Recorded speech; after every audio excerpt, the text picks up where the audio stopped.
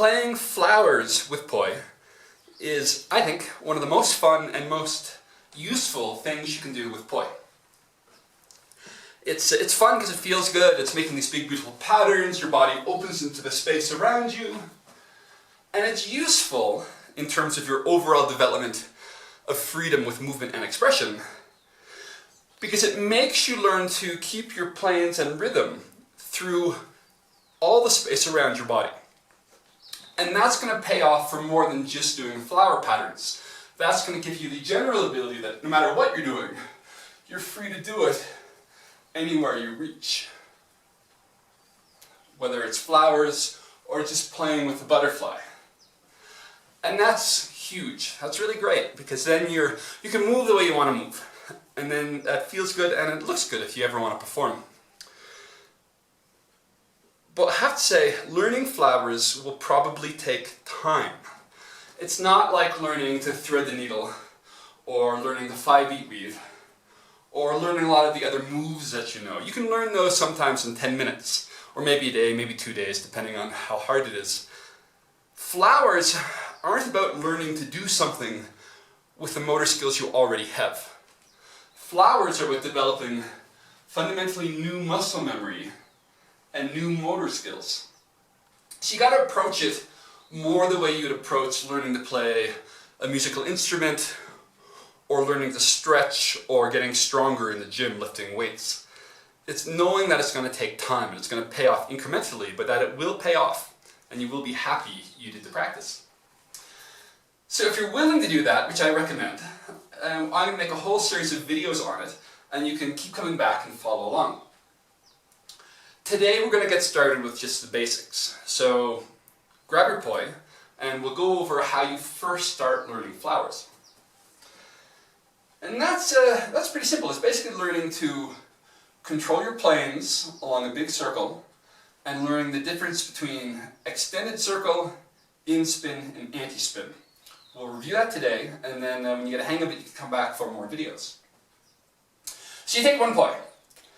And I highly recommend, if you can, finding a big blank wall. I don't have one here, so we're going to imagine that I've got a big blank wall in front of me. You're really going to learn faster if you actually can find a wall, but if you don't have one, just use your imagination. So you go up to that wall and just make a circle. And get really close to the wall, so the Poi in your hand are just a few centimeters, just a few inches from the wall. And then you pick a direction. Try to keep remembering which direction you're going. So at first be consistent. Maybe pick clockwise. So I'm going clockwise. For me. For you it probably looks counterclockwise. You see that your plane's with the wall. And then what you're going to do is you're going to move your arm also along a big clockwise circle. So you might want to review that without the Poi. Which way your arm's going to go. So for me it's clockwise, so it's going up on my left, down on my right. Over the top it's going to the right, at the bottom it's going to the left. It's a clockwise circle. The Poi is also doing that. And you're going to try to, it's a circling circle, that's what flowers are. And you draw a huge circle with your hand as the Poi circles your hand. That may be easier said than done. For a lot of you, especially if you're newer to Poi, the moment you go up into an area you haven't been playing with your arm, you might lose your plane and find it really hard to get it straight.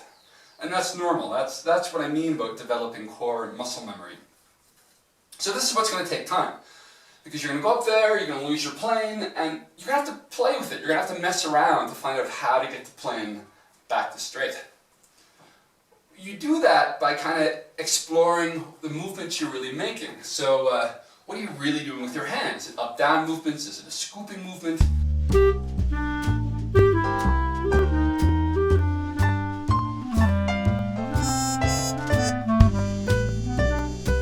And as you learn that, you'll start to see improvement. One thing I really recommend is taking, imagine you have a little pencil in your hand and trying to really draw circles along the imaginary wall with that little pencil. And trying to do that consistently as you go through that whole circle. And that's where you're going to really get a lot of new muscles on board, a lot of new motor skills on board. And that's going to be awkward at first, because you're using muscles in ways you've never done it before. So you get your imaginary wall or your real wall, and you imagine you've got a little pencil in your fingers, and you try to have your fingers making a perfect circle through that whole range of motion. If your fingers are making a good circle, your poi will follow that circle. And slowly, day by day, 5 minutes at a time, you'll learn to control your planes through the whole circle.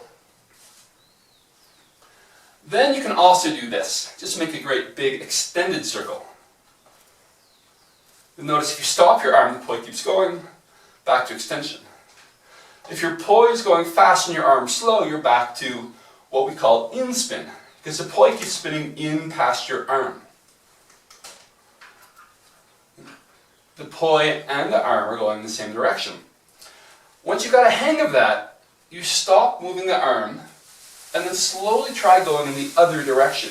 This is called anti-spin. It's going to feel more difficult. And what a lot of you will do is, without meaning to, you're going to switch the direction of your poi.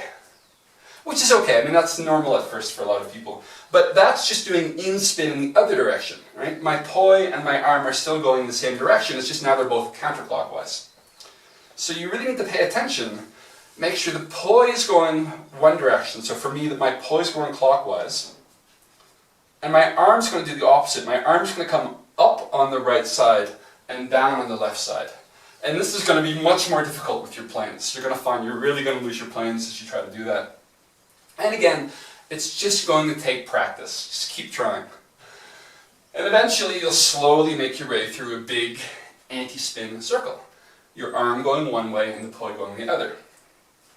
At that point, what I recommend a lot is to keep switching. The poi's going clockwise, and do one circle one way with your arm, and then switch, and then switch, and keep switching between in-spin and anti-spin. Because if you do that, you develop a feeling for the two. And that's really what you need, is getting a feeling for the difference between in-spin and anti-spin. Make sure you're not switching which way the poi is going. The poi keeps going the same way. And of course you want to do it both ways. Eventually spin the poi counterclockwise and also go through the in-spin and anti-spin with the poi going counterclockwise. And again, this might be over the course of weeks. It takes maybe days. It depends on how much time you practice. But it comes, it'll come.